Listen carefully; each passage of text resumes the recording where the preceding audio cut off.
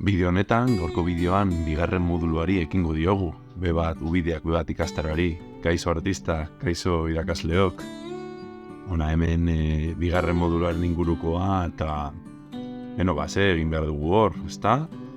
Hor egin behar duguna da, ebaluaketaren inguruan, ezta? Ebaluazioaren miseria konplexua dela eta beharrezkoa da talde desberdine parte hartze bere garapenean. Horretarako eskuragarri ditugu, tresna digitale, laguntza handia, eman bideak zegutea, ikatugu desereinetan, ezta? Eta hor evidentzia hartu behar ditugu, non autoebaluaketa eta koebaluaketa ikusten diren.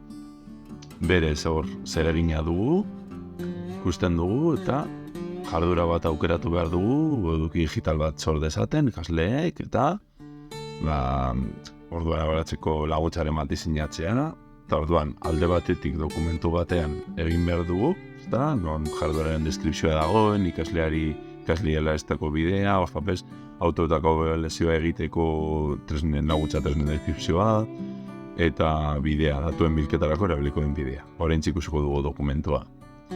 Eta bestean, bigarren dokumentuan, zekar hori portfolioan txertatu behar dugu, eta bigarren dokumentuan erakustea nola datu horiek non ebaluaketa ebentzia digitalak agertzen diren txertatu, ezta?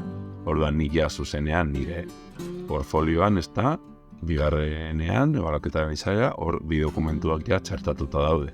Zer egin dut hemen? Hori Kanban bertan, alde batetik lehenengo dokumentua sortu dut eta bestetik bigarren dokumentu.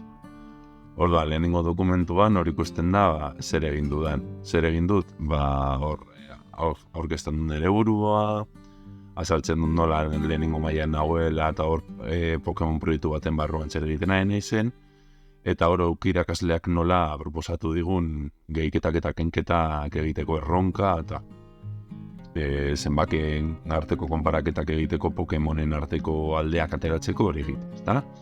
Eta hor den, zer egin behar dute umeek gehiketa eta kenketen fitxa bat. Gehiketa eta kenketa dauden. Eta ja hori behin egin da, autoetako blokea sustatzeko dazkuiz batean eta kajut batean egingo dute. Duan, hor azaltzen dut, hemen, honetan haiek niri eskatzea, ezta? Eta gero ja, bigarrenean, ze horre saltzen dut guztia, eta bigarrenean, dazkuiz zer den, dazkuizen esaten dudana, nola, haiek dazkuizen sartuta ariketa librean, aritmetikan, jartzen duzu maila eta luzera, batuketak eta kenketak, eta horrela esan da, luzera 10, 10 ariketa egingo dituzte eta feedback zuzena ikusten da. Hori bigarren dokumentuan erakusten dut.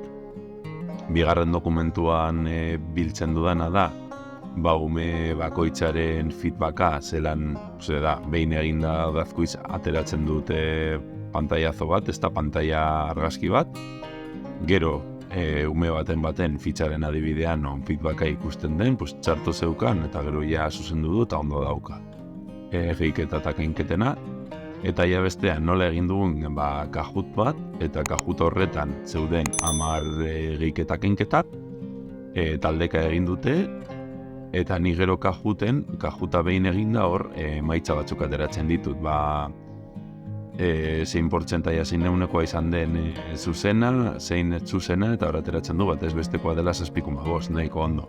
Eta gero ja taldez talde, pertsonaz pertsona, 10-etik zenbat egin dituzten ondo, eta hor azaltzen dut, nola, baten batek ez badu hain ondo egin, kuantitatiboa baina kualitatiboa, zer izan den batez ere akatsa, eta orduan proposatzen dietor indartzeko bideo batzuk, adibidez hemen gehiketako bideo baten bat non gehiketak agertzen diren eta trukoak, eta gero bestea hor jartzen dudana da, jarduera interaktiboa justo bideo honen barruan dago. Eta da ariketa bat non haiek gehiketak eta praktikatzen dituzte. Horrela feedback zuzena sustatzen da. Eta gutxi gora bera hori, eskatzen dena hori da. Gero gomendioi begira nik bidali dut, nik hemen ez naiz esaten ze agian pentsatuko duzu, nik berez didaktikoa izaten saiatzen naiz, eta nik saiatzen naizuei arrantza egiten irakasten, ez dizuet emoten arraini, nire filosofia. printzipioz bakoitzak egin behar dugu gure ikastaroa, baina bueno, nik nire azalpenekin lortzen badut zuek ulertzea, simple, hor duzue. Bi dokumentuena betetzen dut, portfolio digitalean txertatu dut, ezta, hemen, bigarrenean, ezta, bigarren zereginean, ebaluazioaren izaera, hora saldu dudan gogoratzen, nolako izan behar den ebaluaketa. Bideo honetan ere, hori txertatuko ditut nire ustez diren garrantzitsuenak, ezta, hor berriro aurreko bideoan jarri nuen moduan, OPEan, zein den gure dekretuan dagoen artikulua, 31. non ebaluaketa ezitzaia agertzen den, jarriko dut hori dazku izena, kajutena, baina hau adibide bat baino ez da izan, agian zuk beste bat ikusten duzuela begarriago. Orduan aurrera, ni gomendatzen dizuet batez ere Life Worksheets, agian pizka bat ezagutzen duzu eta beste. Beno, erabilgarri egingo zaizuelakoan, beste bat arte